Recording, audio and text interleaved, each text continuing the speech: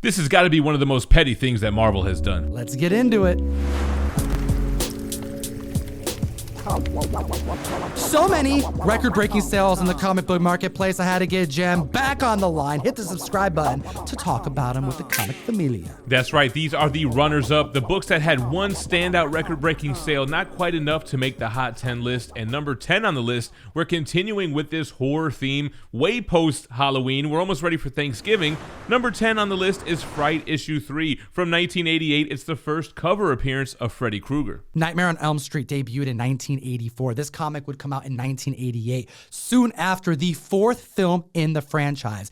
And although this shows Freddy Krueger on the cover, the interiors are just shots from the movie that was accompanied by text. So the first cover appearance, but it wouldn't be until a year later for Freddy Krueger's Nightmare on Elm Street 1 to actually get the first full appearance in story for Freddy Krueger. The earliest and the scarcest tends to be the most interest of collectors, and there's a low 23 copies graded on the census, only one at a 9.8. And I suspect if you own this comic book, you're a fan of Nightmare on Elm Street. You're a fan of classic horror movies. You probably don't want to sell this book. It's gonna sit comfortably in your personal collection. We have a CGC 9.0 that broke record. It sold for $100 just last year, and it's up 150%, now selling for $250. Think of all of the prequels, sequels, and remakes that we've gotten just in the last few years alone. We have Texas Chainsaw Massacre. We have Friday the 13th getting its own series. We have I Know What You Did Last Summer with the series that came out. Child's Play got its own series.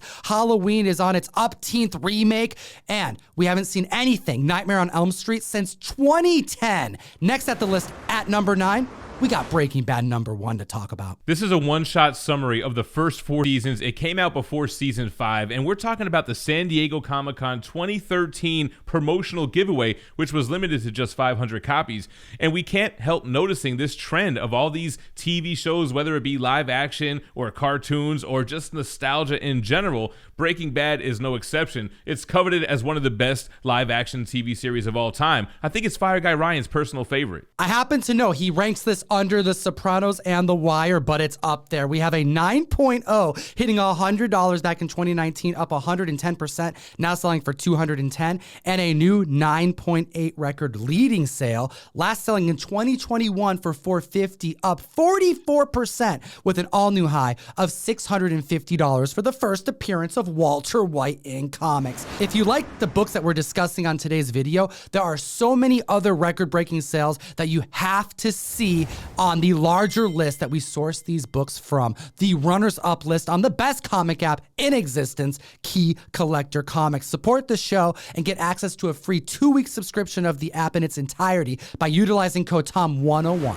Moving on to number 8 on the list, and we're talking WandaVision spec here with the Vision and Scarlet Witch issue number 12 from 1986. This is where she gives birth to her twins. It's Thomas Shepard and Billy Kaplan, who would later become Speed and Wiccan. Agatha Harkness in the pages of comics reveals that the twins were created from shards of Mephisto's soul that, upon the return to him, caused the demise of both Tommy and Billy. And they wouldn't see the pages of comic books until Young Avengers number 1 and 10. It's like an Uncanny X-Men 201 type of thing where it's the first appearance of Cable as a baby. Now, we've already had Speed and Wiccan in the WandaVision show that I mentioned earlier, but we know that the MCU is gearing up towards some type of Young Avengers series. We have a 9.8 newsstand that broke records, last selling for $194 back in October. This year, up 106%, now selling for $400. I wonder if Wanda had to pay the toll troll to get back her boy's soul.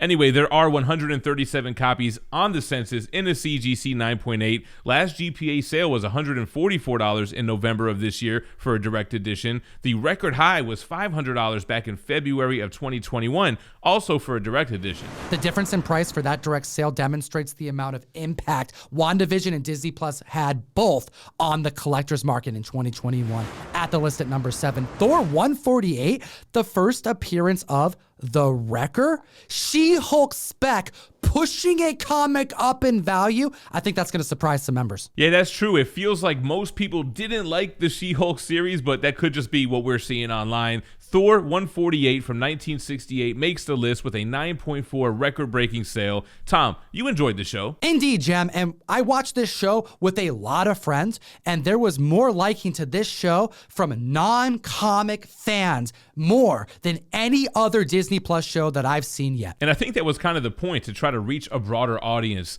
Anyway, that CGC 9.4 that I mentioned sold for $680 last year. It's up now 32% post She-Hulk, selling for $900. The show was filled with a bunch of goofy one-off appearances of villains. Will we see the Wrecking Crew again? I hope so, because this was definitely in their early years of villainy, and I think that is what's going to determine if this book is going to go up any higher than it already has. And what's this? Number 6 on the list. This might be the first time that we've ever had a Spawn book on any of these videos that we've done together. From 2013, Spawn 228, and I'm going to feel like an old man.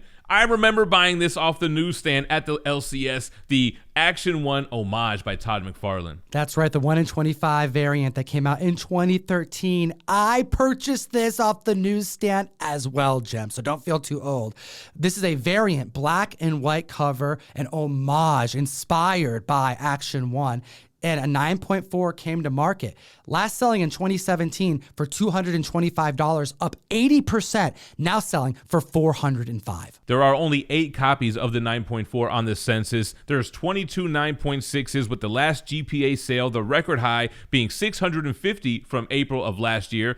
And then we have the 9.8 with 23 copies. Shout out Jordan. The last recorded GPA sale was $1,000 in September of this year. The high was from April of 2021, where it sold for $11.50. If you enjoy the Action Comics 1 homage, take a look on eBay. There's a lot of them, but some of the more sought out after ones is another Todd McFarlane cover, ASM 306, and one of my personal favorite independent horror reads on Ice Cream Man, issue number 17. And big shout out to Comics with Bueller. He's got a Ninja Funk issue 1, another Action 1 homage, but this time the car is the Bueller bus being launched by Wolfgang, and you got Bueller running away on the cover. He's going to have that on his Whatnot page soon. Shout out Comics with Bueller. We love you, my brother. And at the list at number 5, The Jetsons number 1, debuting in 1963. Are you seeing a trend here, Jem? I don't know. It kind of looks like a lot of first appearance of beloved cartoon characters are showing up on our list. It's the first appearance of the Jetsons in comics, and we got a record-breaking sale to report on in a 4.5. This CGC book sold for $135 last year, 2021. It's up 196%, now selling for $400 even. There are 84 copies graded on the census, and in a 9.0, there are 6 in existence. And the last time a 9.0 came to the market was back in 2007 when it sold for $338. Interestingly enough, the most recent higher graded sale was a 9.4 in which there is only 1 copy in existence, and it sold in 2020 August for $55. Back in 2017, there was news of a live-action sitcom featuring the Jetsons that was going to air on ABC, and an animated feature film, but we haven't heard of anything since. In 2018, DC did a Jetsons comic book that was more mature-leaning, and if you like this kind of spin on classic cartoons, I recommend the Scooby-Doo Apocalypse, which did something very similar. Same thing with the Flintstones. All titles that we have talked about on recent lists. Moving forward with this list, on to number 4, we have Batman Beyond, issue number 1 from 1999. It's the newsstand, and I know somebody that recently had an exclusive reprinting this issue. Indeed, it was actually by Gabriel Del Otto, but I digress, because does anyone know why Batman Beyond has been spiking over the years? Back in 2019,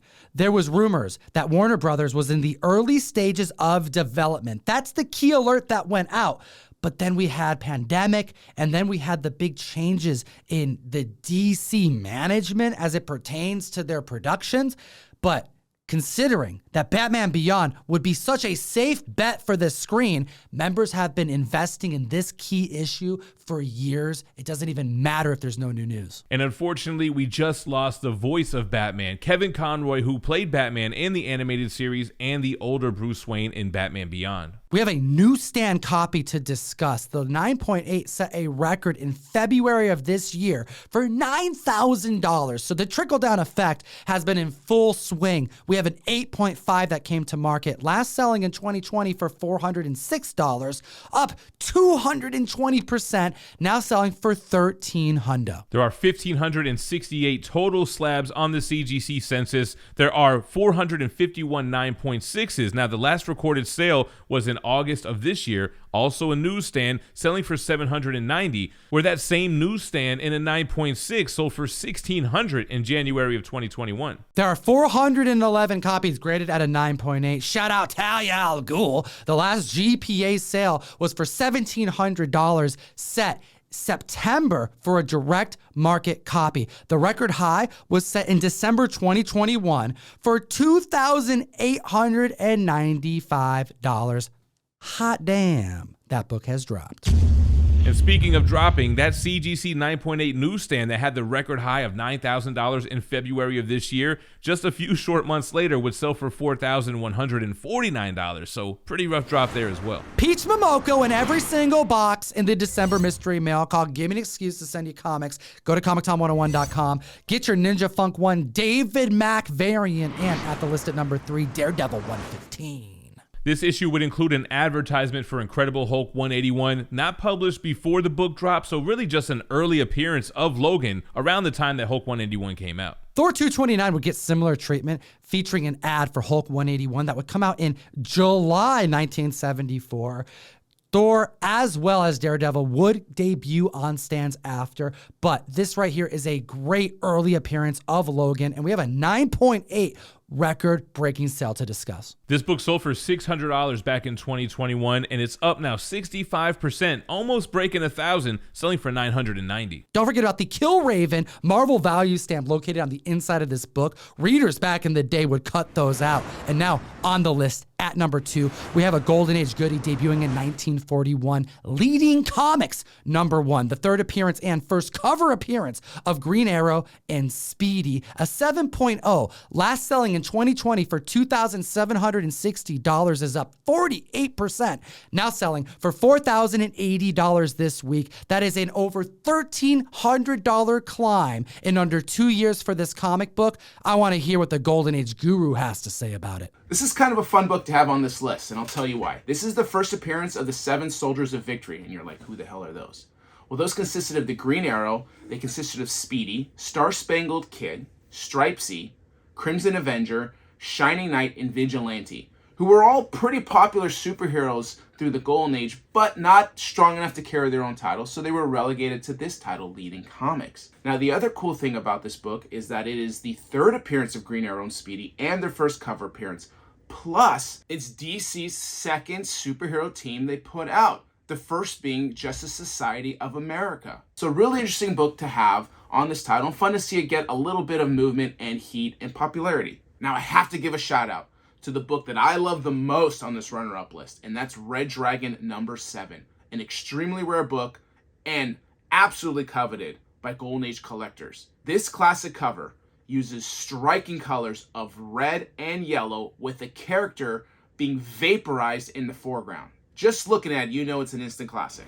Shout out to the Golden Age guru for lending his expertise. As we move on to number 1 on the list, we're talking Wolverine issue #1 from 2010, the J. Scott Campbell variant. You guys know the variant, the one where Logan is in Deadpool's costume. This right here is such a wanted variant because of the unique marketing and way that you could receive this as a retailer back in 2010. Marvel was really dipping their toes in messing with the collector's market, doing unique things, but also divisive and slightly controversial things like forcing retailers to send back stripped copies of comic books. Yes, forcing them to destroy comics in order to receive this scarce variant.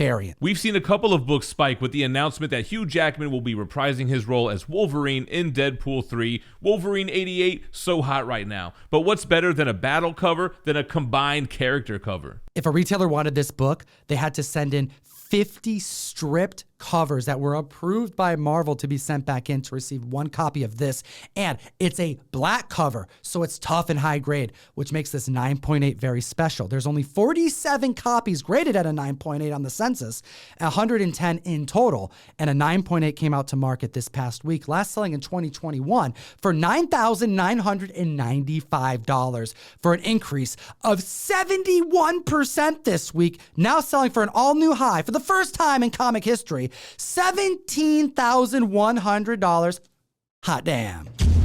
Now, Marvel turned the pettiness up a notch when you wanted to get the Deadpool variant for Siege issue 3. Retailers had to send in 50 unsold copies from the DC Comics Blackest Night crossover. Can you imagine a publishing company forcing their retailers to send in their competition's comic books to qualify for one of their own collectibles?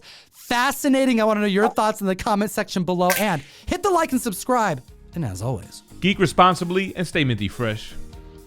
Enough said. Join myself, Gem Mint, and all my homies on the best new app to buy and sell collectibles. It's called Whatnot. We rock the house every single week, multiple times a week. I'm going on like 3 to 4 times. What about you, Gem? I'm going on 3 times a week as well. Minty Mondays, Whatnot Wednesday, and Fresh Fridays.